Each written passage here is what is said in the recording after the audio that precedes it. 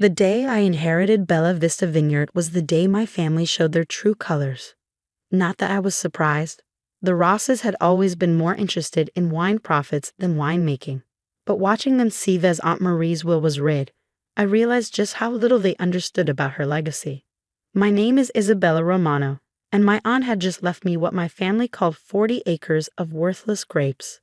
What they didn't know was that those grapes were about to reveal a secret that would shake the wine world to its core. "This is ridiculous," Uncle Marco fumed, pacing the law office in his Italian leather shoes. Marie was clearly not in her right mind. The vineyard should go to someone who understands the business. By someone, he meant his son Anthony, who had spent the last decade trying to convince Aunt Marie to sell Bella Vista to a major wine conglomerate. She'd refused every offer, watching quietly as the vineyard's reputation declined, and its wines became, in critics' words, unremarkable. "The will is quite clear, Mr. Patterson," Marie's longtime attorney stated firmly. "Bella Vista Vineyard, including all property, equipment, and assets, goes to Isabella Romano. There are no conditions or restrictions. She's a librarian." My cousin Sophia scoffed, adjusting her designer sunglasses. What does she know about wine? More than they realized. While they saw me as the quiet bookworm who chose an academia over the family business, they'd forgotten who had spent every summer at Bella Vista since childhood, who had learned every aspect of winemaking at Aunt Marie's side, who had inherited her sensitive palate and love for the art of wine. Mary spent 20 years running that vineyard into the ground. Uncle Marco continued. "The soil's depleted, the vines are old, the wine is mediocre. Take our offer, Isabella. We'll give you fair market value, and you can go back to your books." I thought about the last conversation I'd had with Aunt Marie just a week before she passed. She'd been sitting in her study at Bella Vista, surrounded by old wine journals and vintage bottles. "Patience, my dear," she'd said, her eyes twinkling with that familiar mischief. "The truth, like the finest wine, reveals itself to those who know how to wait." "I'm keeping the vineyard," I said firmly, gathering the deed and other documents from Mr. Patterson. "You're making a mistake," Anthony warned. "That place hasn't produced anything worth drinking in 20 years. If only they knew." The drive to Bella Vista took 40 minutes, winding through the Sonoma Valley. The late afternoon sun gilded the rows of grapevines that generations of my family had tended. To untrained eyes, they might look neglected, even sickly, but I saw what Aunt Marie had taught me to see. Vines that had been carefully stressed, forced to drive their roots deep into the mineral-rich soil. The main house was a rambling Spanish colonial, its white walls glowing in a sunset. This had been my sanctuary during childhood summers, escaping my parents' constant social climbing in San Francisco. Here, Aunt Marie had taught me that winemaking wasn't about profit margins, it was about patience, tradition, and secrets passed down through generations. Inside, everything was exactly as she'd left it. The kitchen still smelled of herbs and coffee. Her collection of vintage corkscrews hung on the wall. Her wine journals filled the study shelves, each volume meticulously documenting decades of harvests, fermentations, and blends. But something was different. On her desk, in the spot where she always laid out her daily work, sat a single key with a note in her elegant handwriting. "For Isabella, when you're ready to know the truth." I recognized the key's distinctive design. It was older than the others on her ring, its brass worn smooth by time. But I'd never seen her use it. A knock at the door interrupted my thoughts. Marcus Torres, Bella Vista's vineyard manager for the past 30 years, stood on the porch with a sympathetic smile. "Thought you might need some help getting settled," he said. I heard about the will reading. Marcus had been Aunt Marie's right hand, the only person she trusted completely with the vineyard's operations. He taught me about soil composition and root systems, while other kids my age were learning to ride bikes. "They think it's worthless," I told him, letting him in. "They can't understand why she'd leave it to me." Marcus's eyes twinkled, reminding me of Aunt Marie. "Your aunt was many things, but foolish wasn't one of them. Have you found it yet?" "Found what?" He nodded at the key in my hand. "That's not just any key. It opens something special. Something Marie said you'd know what to do with when the time came." I studied the key more carefully. Its head was decorated with a grapevine pattern, the teeth showing signs of age but still sharp. "The wine cellar?" I asked, "but I've been down there hundreds of times." Marcus shook his head. "Not that cellar." For the next hour, we searched the house methodically. every room, every closet, looking for a lock that might match this mysterious key. Finally, in the study, I noticed something odd about the vintage wine map hanging behind Aunt Marie's desk. Moving it aside revealed a small door set into the wall, its lock green with age. The key fit perfectly. Beyond the door, a narrow staircase descended into darkness. The beam of our flashlights revealed stone walls lined with wine racks, the air cool and perfectly still. But these weren't ordinary wines. My God, Marcus breathed, examining the nearest bottle. Do you know what this is? I lifted my flashlight, reading the label. My hands started shaking. Chateau Lafite Rothschild, 1869. One of the rarest, most valuable wines in existence. And it wasn't alone. The cellar held hundreds of bottles, each one a legendary vintage worth more than most houses. This is impossible, I whispered. These wines, they're worth millions. Keep looking, Marcus urged. There's more. At the far end of the cellar, we found another door. This one opened into a small room that made me gasp. Lining the walls were racks of wine bottles bearing Bella Vista's label, but not from recent years. These were vintages from the Vineyard's golden age, when it had produced some of California's most sought-after wines. On a small table sat a leather-bound journal and an envelope with my name. Inside was a letter in Aunt Marie's handwriting. My dearest Isabella, if you're reading this, you found what I spent 20 years protecting. The rare vintages in the outer cellar are valuable, yes, but they're not my true legacy. That lies in the bottles that surround this letter.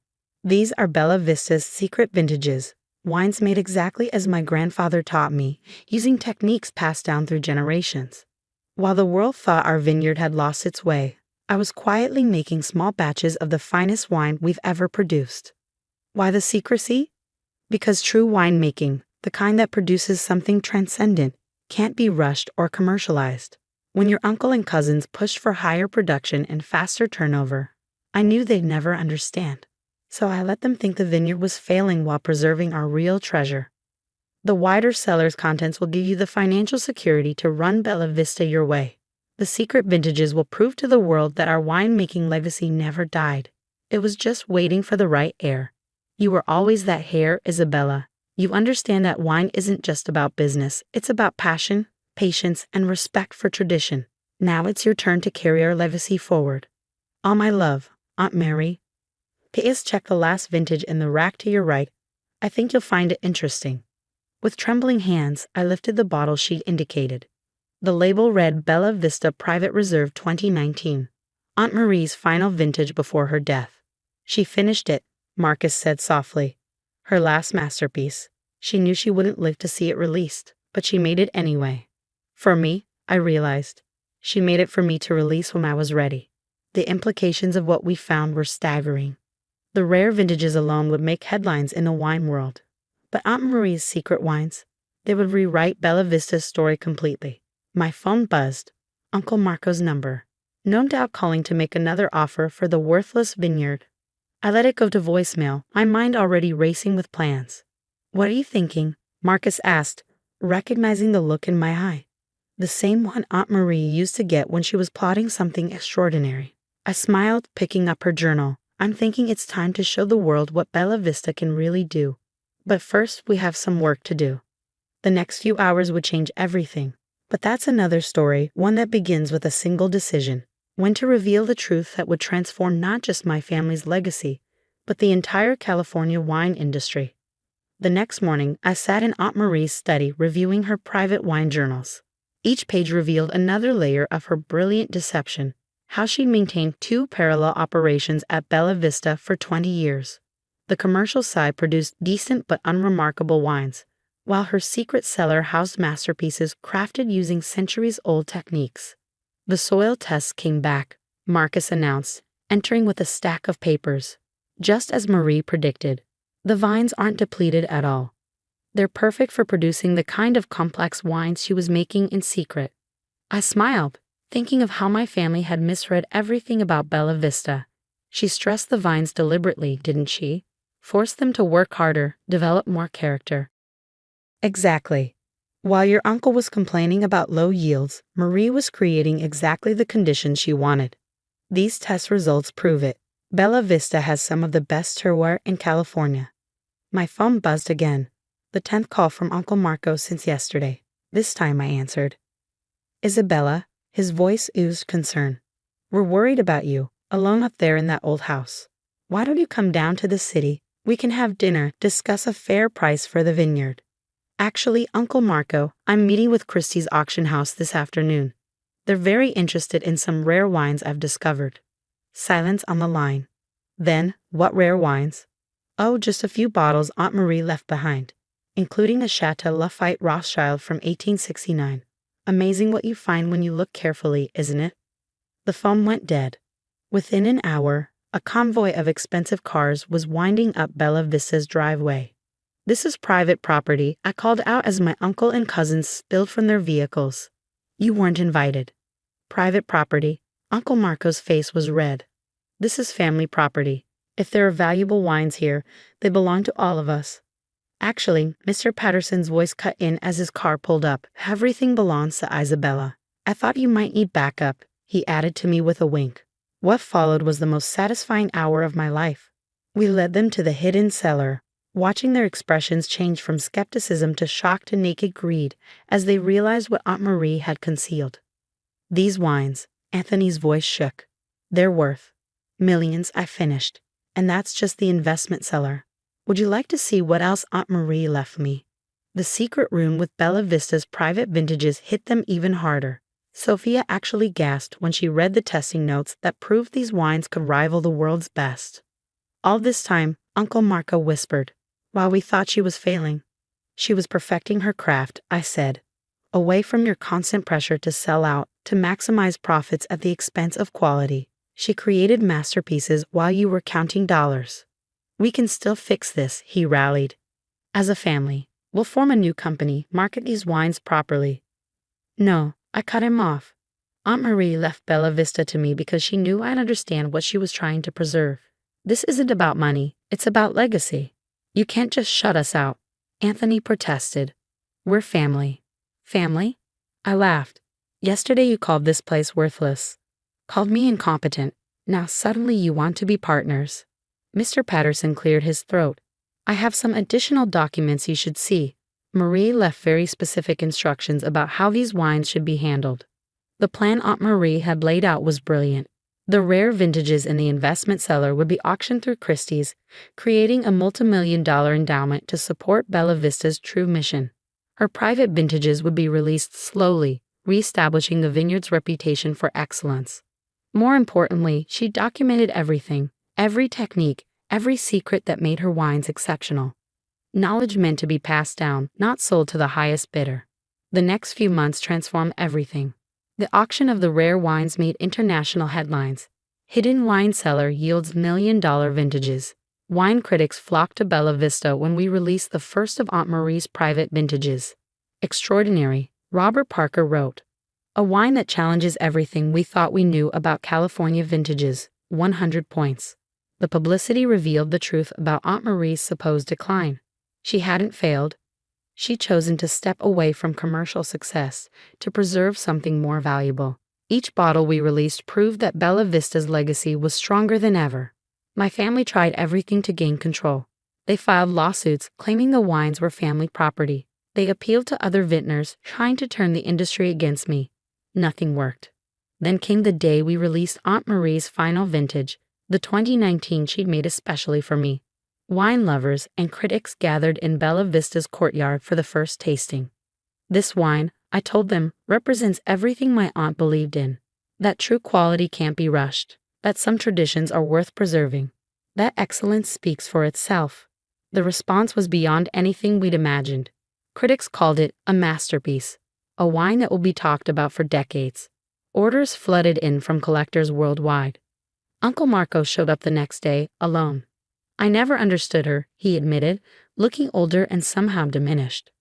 I saw the declining sales, the lower production, and thought she was failing. I never realized she was choosing a different path. She tried to tell you, I said.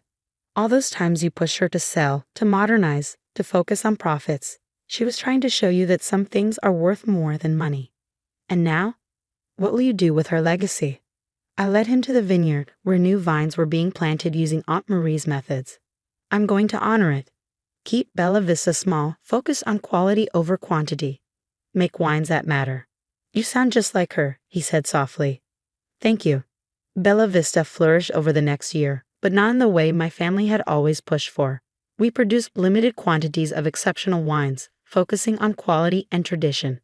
The waiting list for our bottles grew longer with each release. Sophia eventually came to work at the Vineyard, surprised to find she had a talent for understanding wine once she stopped focusing on status and profits. Anthony opened a wine bar in San Francisco, proudly featuring Bella Vista's vintages.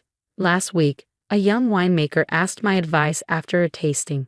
Everyone says I need to expand production, focus on commercial success, she said.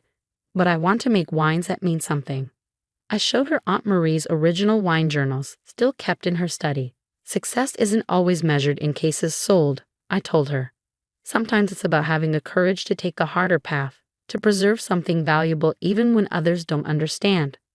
Marcus joined us, carrying a special bottle, one of the few remaining from Aunt Marie's private collection. Want to know the real secret? He asked, decanting the wine with practiced care. It's not about the wine at all. It's about understanding that some legacies are meant to be preserved, not exploited. The wine was perfect, of course. But more than that, it was a reminder of what Aunt Marie had really left me, not just valuable bottles or secret techniques, but the understanding that true worth isn't always visible on the surface. The vineyard continues to thrive, producing wines that honor both tradition and innovation. Uncle Marcos still visits occasionally, finally learning to appreciate wine for its own sake rather than its profit potential. And me? I've learned that some inheritances are about more than property or possessions. They're about preserving something precious, about having the patience to let quality speak for itself.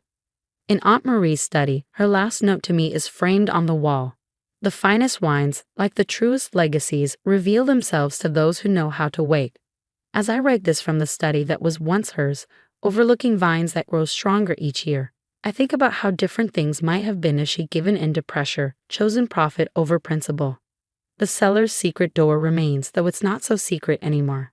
But its lesson lives on. Sometimes the most valuable things are hidden from those too busy counting profits to understand true worth. After all, the finest vintages, like the best revenge, are best served with patience, clarity, and the quiet confidence that quality will always find its audience.